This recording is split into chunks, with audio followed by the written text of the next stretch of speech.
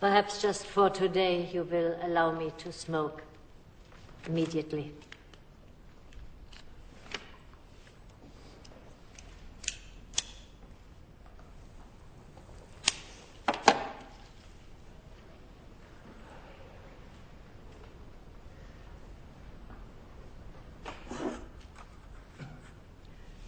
When the New Yorker sent me to report on the trial of Adolf Eichmann, I assumed that the courtroom had only one interest: to fulfill the demands of justice.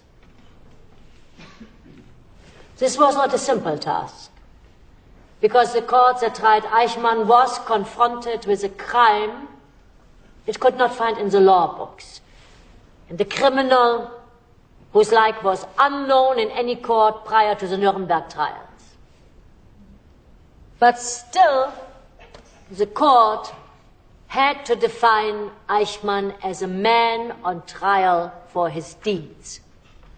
There was no system on trial, no history, no ism, not even anti-Semitism, but only a person. The trouble with a Nazi criminal like Eichmann was that he insisted on renouncing all personal qualities, as if there was nobody left to be either punished or forgiven. He protested time and again, contrary to the prosecution's assertions, that he had never done anything out of his own initiative, that he had no intentions whatsoever, good or bad, that he had only obeyed orders. This typical Nazi plea makes it clear that the greatest evil in the world is the evil committed by nobodies. Evil committed by men without motive, without convictions, without wicked hearts or demonic wills, by human beings who refuse to be persons. And it is this phenomenon that I have called the banality of evil.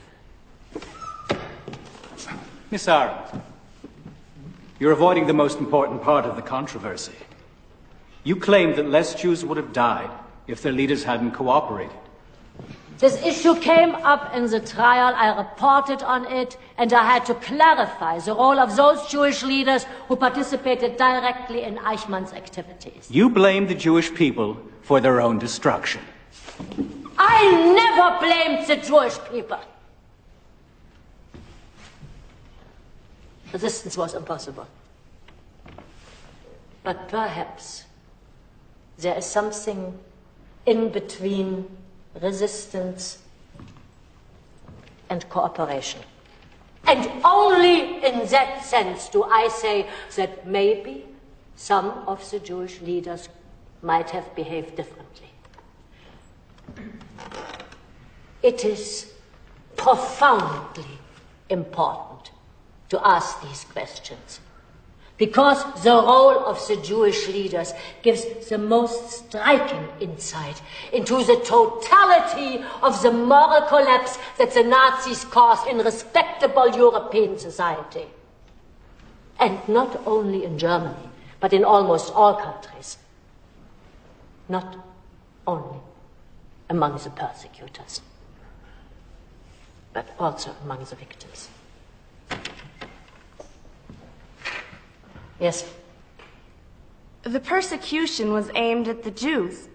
Why do you describe Eichmann's offenses as crimes against humanity?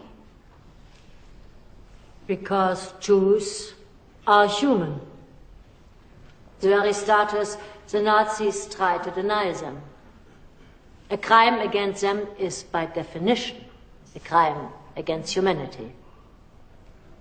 I am, of course, as you know, a Jew, and I've been attacked for being a self-hating Jew who defends Nazis and scorns her own people. This is not an argument. That is a character assassination. I wrote no defense of Eichmann. But I did try to reconcile the shocking mediocrity of the man with his staggering deeds.